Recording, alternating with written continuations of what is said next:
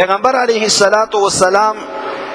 د نیکی بیبی ولا یو څو صفات بیان کړی دي چې المرأة الصالحه دغه خزه د الله لوی نعمت دي چې چاته ورکی اور بیا د هغه ول صفات څه شي دي پیغمبر علیه الصلاۃ والسلام فرمایي اذا نظرها دغه خوند څخه کله خپل بیبی وګوري سرته نو دغه بیبی دغه خپل خوند خوشاله کی نو دغه نیکه بیبی دي دغه صالحه بیبی دي نو دا به خوشاليږي څنګه خوند په څه شي باندې خوشاليږي یعنی دغه بیبی هر وخت خپل خاوند ته سینګاروي دغه هر وخت خپل خاوند ته خيستا لباس چولوي خوشبوئی لګولوي نو دغه حالات کې څه کله خاوند دغه خپل بیبي وګوري نو دا به ورمنه خوشاليږي خو نن سبا افسوس داده چې دغه خځه خپل خاوندانو د پر ځان نه خيستا کوي بهر څه کله هسپتال ته سي اندرنګ مړی ته سي اور بهر چرته بل چرته رواني وي نو دغه خځه په ځان نه فریږي نه ځنونه به تیاری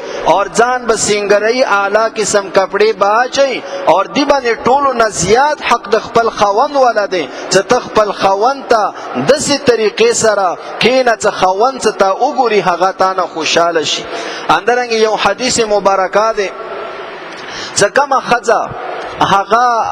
خپل خوند ته انتظار کې ناستوي اور هغه اعلی قسم کپڑے اچولي وي اور خوشبوئی لګولي وي اور خپل ځان سنگار کړي وي اور خوند څخه کله راشي نو دا خپل بیبي د سی وګوري نو ایچ دي تب هغه مجاهد په شانت اجر ملويږي څکه مجاهد اسلامي سرحدونو باندې هغه په آس باندې سور وي او د اسلامي سرحداتو ولا دشمنانو نه حفاظت کوي او دي تب دغه اجر ولې ملويږي ځکه هغه مجاهد دشمن نه اسلامي علاقہ محفوظي اور دغه بیبي خوان شیطان نه محفوظي نو دي د واجن هغه مجاهد په شانتي دي خزه ته اجر ملويږي خدا دې څه دغه خزه به هم خپل ځان خوان ته تیاری خدا دې څه خوان به هم خپل بیبي ته ځان تیاری یعنی صرف دانا څه خپل بیبي نه خدا غواړي چې دغه بیبي د ماته هر وخت تیار وي سنگار وي ناوي وي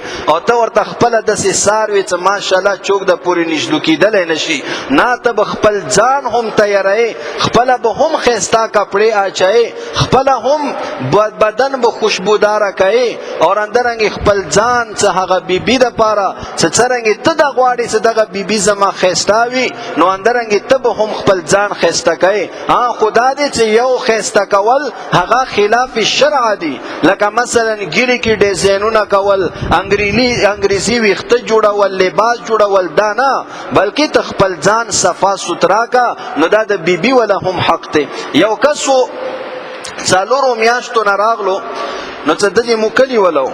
څکل راغلو نو دغه ګيري کې سپین لګیدلی او دغه ځای سپین دي دا ځای سپین دي د مینس کې لغونې ګيري د ستوره غوندې دي نو ما ورته ویلو چې د سی وګه دغه ګیره خستا توره کا دغه بیبي د ځوان سړی د څه شي کوي نه دا ډیره سخته ګناه دی او د سیدی ورکی کا پاتې دنیا دی جذبای جوړه وا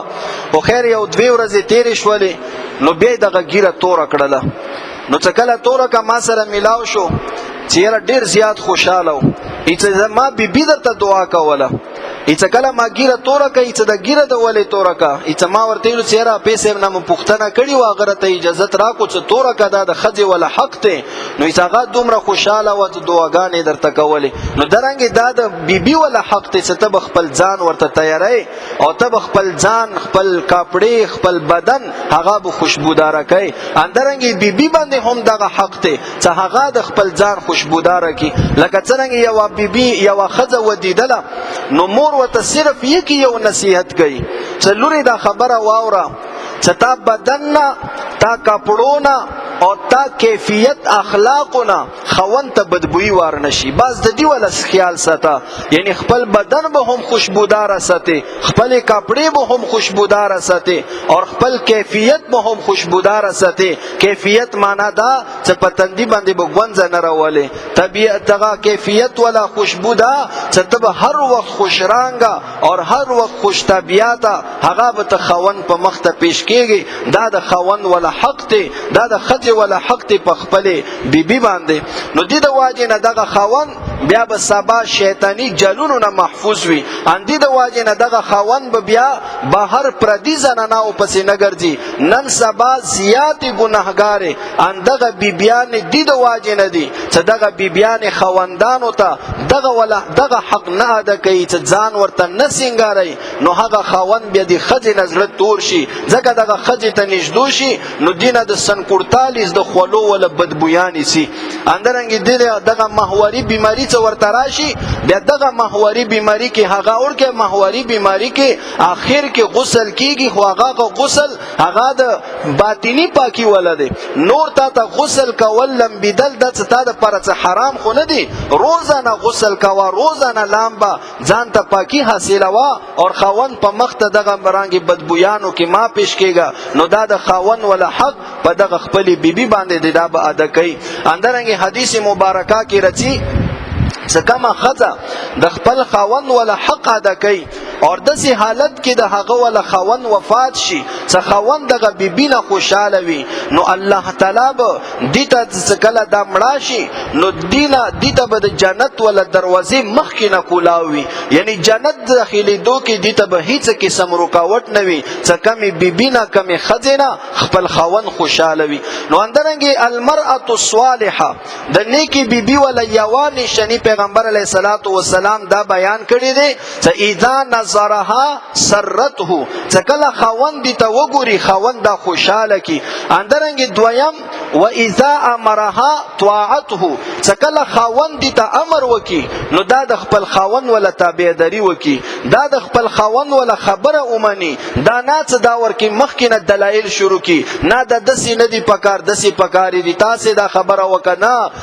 دوره پوری پیغمبر علیه الصلاۃ والسلام فرمایي چې یو خځه ته یو خاوند ورته وی چې منډه لاړه شاغه غرنه دغه تیګه راوړه او بیا چې کله هغه راوړي او مکه تیګه ولا حکم ورته وکي چې شابه دا واپس یوسا دا به بیا هم هغه تیګه واپس وړي او دې کې به تندې باندې ګونځه هم نه راولي او اندرنګ دغه فقهای کرامو اجماعي مسله ده چې یو خزه نفلی روزه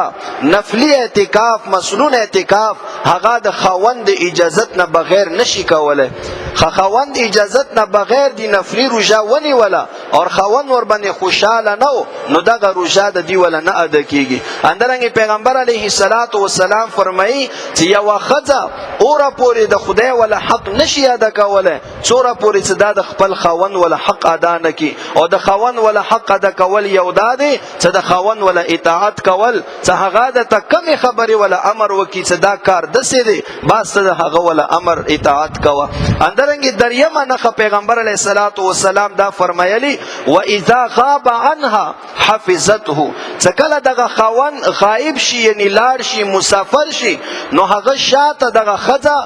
د خاوند ولا مال اندرنګ د خاوند ولا عزت او ابرو اندرنګ د خاوند ولا اولاد د هغه حفاظت کوي یعنی دا نه چې بس خاوند لاړو دلته د بچیو تربیت ولا خیال نستی اندرنګ د هغه مال ولا خیال نستی اندرنګ د هغه ابرو ولا خیال نستی ابرو ولا خیال داده چې اوس د دی ولا خاوند مسافر دی نشتا بس دی چې کومه دی روزانه دا ځان ته کار یل دی چې سبای کیږي او دا برکا اچي او سنگیړ بازار ته خوشي وي او دا پورا بازار باندې چکار لګئی دا د خاوند ابرو خرابول دی چې ته روزانه دغه کور نه اوځي د خاوند عزت خرابای او نور خرابیانو نه خود الله مسلمان خزه محفوظه سدي چې هغه بد کردار وي خدا هم د ابرو خرابول دي چې هغه بغیر د ضرورته هغه به هر کور نه اوځي معمولی غونې ضرورت نه وي هغه پښتو کې یی چې ګوته خوګه بانا جوړه